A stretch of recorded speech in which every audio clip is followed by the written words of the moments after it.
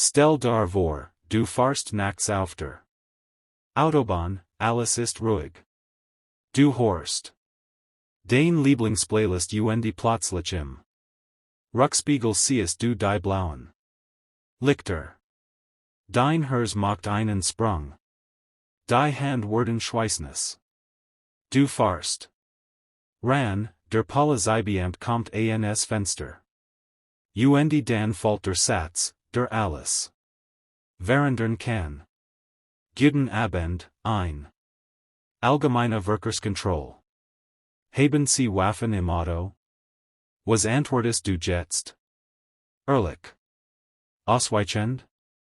Sagst du einfach nein, auch wenn de Vielleicht ein Taschenmesser im Handschuhfach liegt oder du vom Skiestraining kommst? Halt, stopp. Genau hier, in diesem einen Moment. Entscheidet sich oft, ob du mit einer kleinen Verwarnung nach Hause fahrst. Oder ob sich dein Leben in den nächsten Monaten nur noch ANWALT Gerichtstermin und den möglichen Verlust einer Waffenbesitzkarte dreht.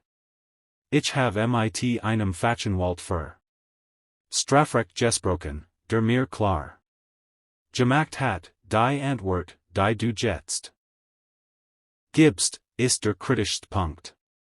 Und die allermeisten machen genau den Fehler, der Sie in Teufelskusch bringt.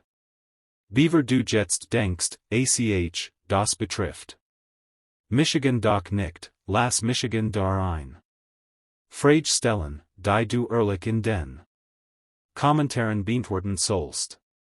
Wenn ein Polizist dich morgen fragt, ob du Waffen im Auto hast, was wär dein spontan erste Reaktion? Sag es mir unten, denn ich verspreche nach diesem Video wirst du dies Frage nie wieder so beantworten wie für das ganz richtig einordnen zu können, müssen wir zuerst mal klären, was überhaupt ein Waff im Sinn de Gesetzes ist. Und de Wort es für viel schon überraschend. Die meisten denken bei dem Wort Waff sofort an ein Pistol oder ein Gewehr. Aber das deutsche Waffengesetz, das Waff, ist de wesentlich umfassender. Es unterscheidet zwischen Waffen im engeren Sinn, also Schusswaffen und dann den sogenannten sonstigen Gegenständen, die als Waff gelten können. Und genau da liegt die Fall. Hast du ein Handmesser im Auto, also 1, dass du mit einer Hand offen, vielleicht mal als an Denken mitgenommen hast. Vielleicht sogar einen Teleskopschlagstock, den jemand mal für alle Fall ins Handschuhfach gelegt hat. All das sind im rechtlichen Sinn Waffen. Und wenn du die im Auto hast und die entsprechend Erlaubnis, dann bist du nicht nur im Bereich einer Ordnungswidrigkeit, sondern ganz schnell im Bereich einer Straftat. Ich habe mal einen Fall gehört. Da hat ein junger Mann seinen alten Wehrmachtsdolch, den von seinem Großvater geerbt hat, liebevoll verpackt im Kofferraum, in zu einem Freund zu bringen, der sich für Militär interessiert. Die Polizei hat ihn eingehalten und als die Frage nach Waffen kam, sagt nein, habe ich nicht. Bei einer Durchsuchung von den Sie den Dolch. Dacht, es sei eine Antiquität. Der Staatsanwalt sah das anders. Verstes gegen das Waffengesetz, führen einer verbotenen Waff. Das Verfahren zog sich über ein Jahr. Die Kosten beliefen sich auf mehrere 1000 Euro. Und das alles, weil ehrlich sein wollt und gesagt hat, have nichts.